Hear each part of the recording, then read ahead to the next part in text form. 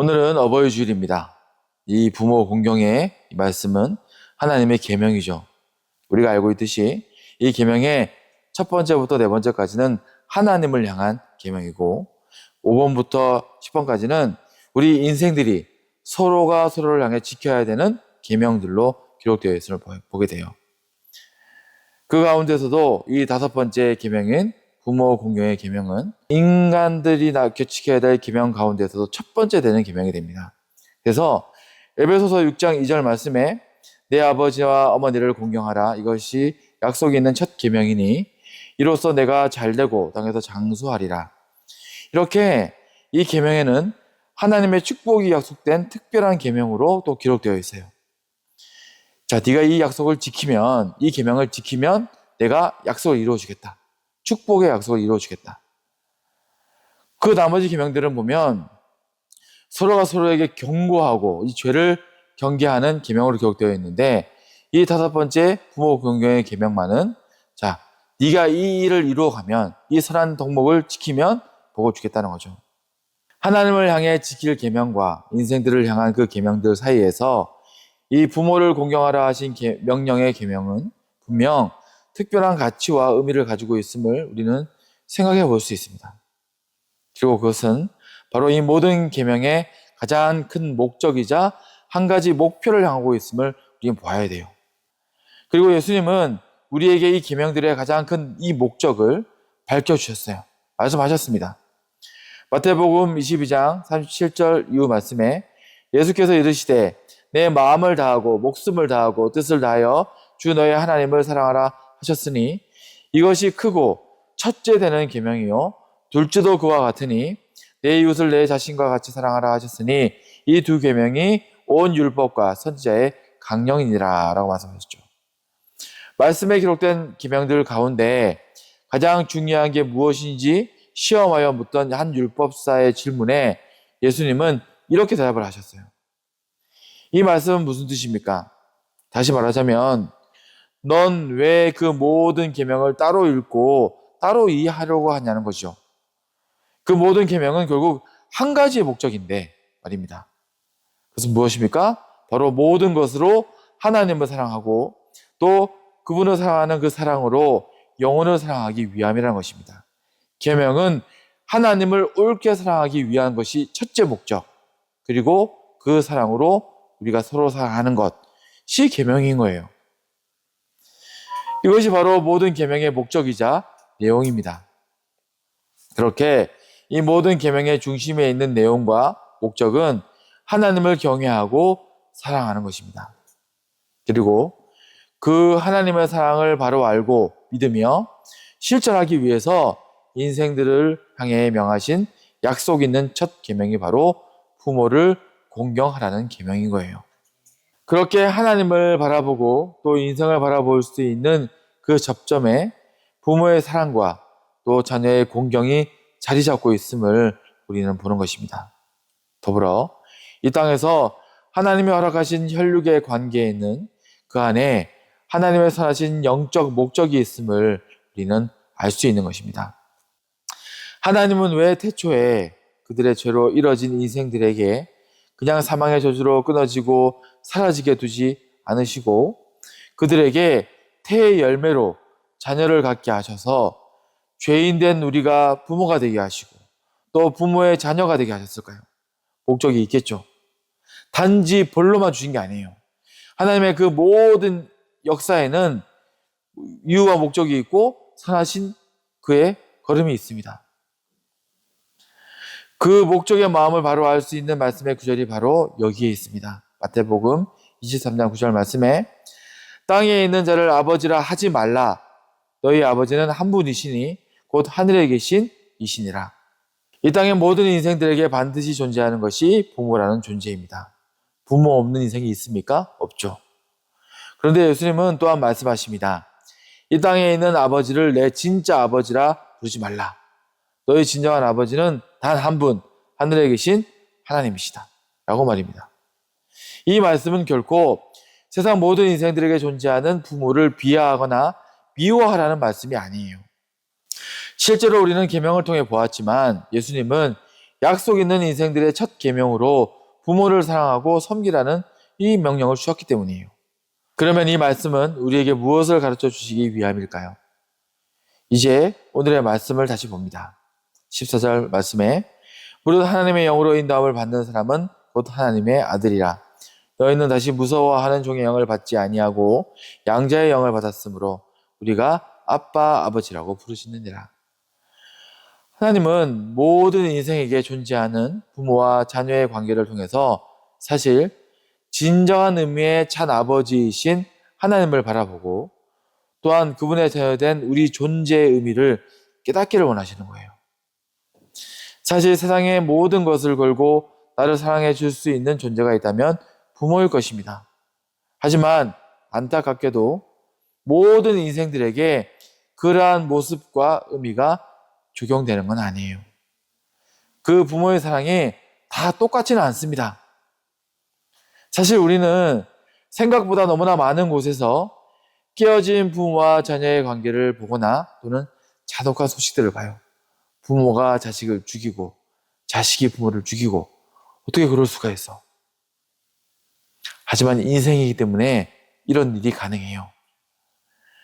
그리고 그 자식을 사랑한다고 열심히 그 애정과 정성을 다하는 이 부모들 가운데서도 이상하게 왜곡되고 삐뚤어진 애정으로 오히려 자식을 망가뜨리고 그 관계도 바로 세우지 못하는 부모들까지 포함한다면 너무나 많은 곳에서 이 부모와 자녀의 모습이 온전하지 않은 것을 보게 됩니다. 앞서 언급된 예수님의 말씀이 더욱 절실히 이해되는 부분인 것입니다. 하지만 주님은 또한 분명히 말씀하셨습니다. 너희는 너희의 부모를 사랑하고 또 공경하라고 명령하셨어요. 그렇기에 이 명령을 마주하는 우리들은 항상 깨어서 이 명령의 목적, 바른 목적을 보아야 합니다. 부모를 공경하라 명하신 하나님의 명령은 언제나 가장 먼저 우리 존재의 근원이자 부모가 되시는 하나님을 알고 경외하며 사랑하고 섬기라는 계명이자 명령이 되는 거예요. 다시 말해 우리는 부모의 사랑을 통해서 자녀를 사랑하는 내 모습을 통해서 오히려 그 너머에 있는 진짜를 보는 거예요. 바로 더 온전하시고 또 유일한 하나님의 사랑을 깨닫고 그 안에 거하라는 말씀을 우리는 이해하는 것입니다. 그리고 하나님을 진정한 아버지로 또 우리가 그분의 참된 자녀로 고백됨을 통해서 우리에게 확진되는 놀랍고 복된 일들을 우리는 깨달아 알아야 돼요. 먼저 하나님이 우리의 아버지가 되고 우리가 그분의 자녀가 될 때 우리는 결국 어떻게 됩니까? 온전함에 이르는 걸음을 내어디딜 수 있기 때문입니다.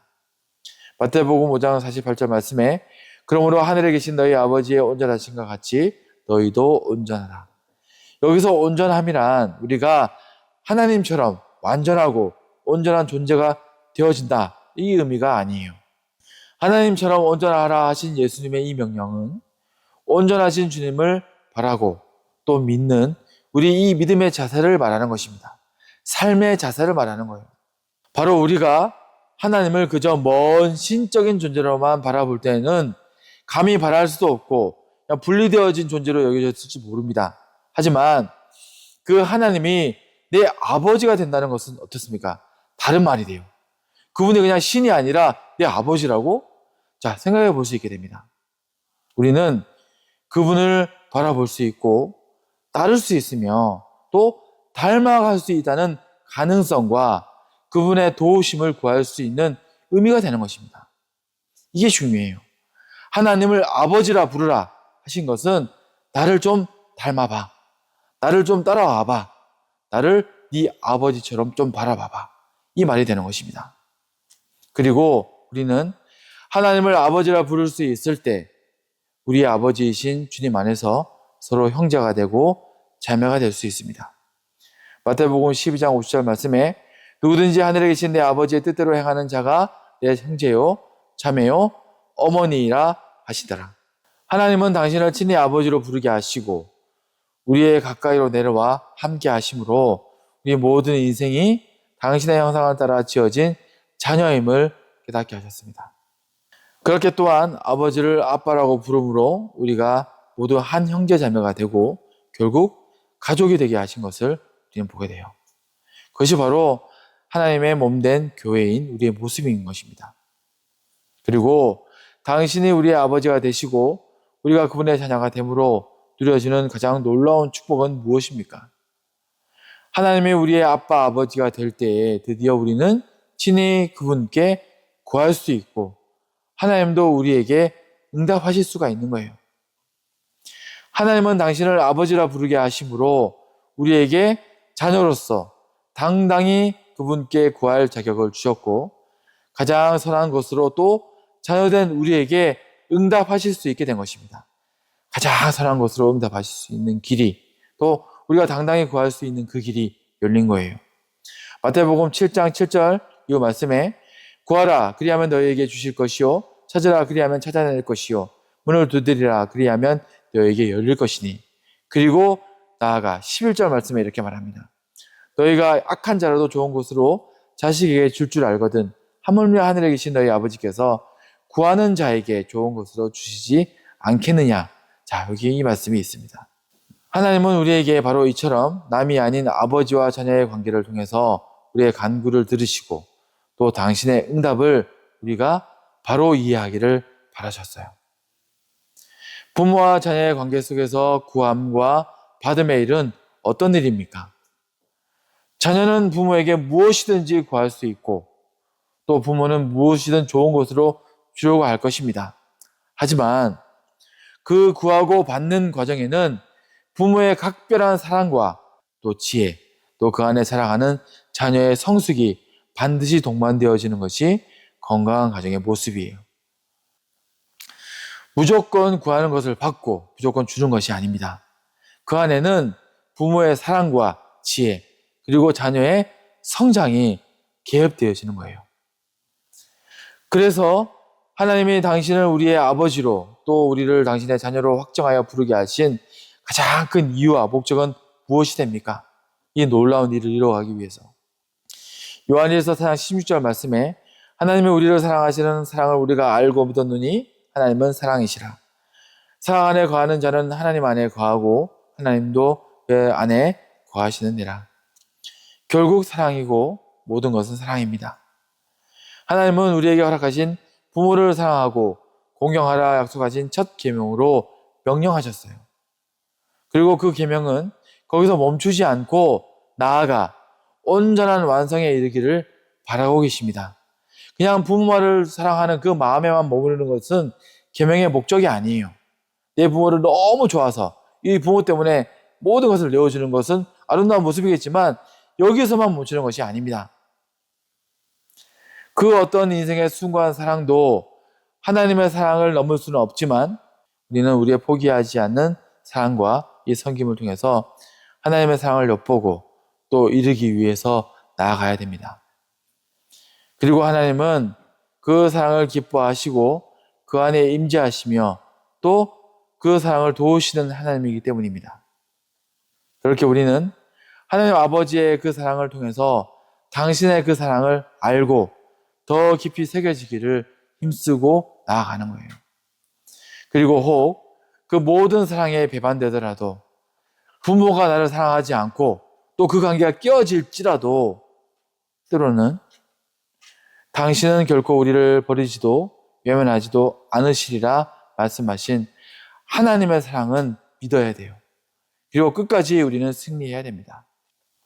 그렇게 이 어버이 주일에 우리는 우리의 부모와 가족을 또 나아가 우리의 온전한 부모이신 하나님을 또 그분의 허락하신 우리 주변의 모든 형제 자매를 사랑하는 자녀가 되기를 그 하나님을 그렇게 바라볼 수 있기를 하면서 말씀 마치도록 하겠습니다.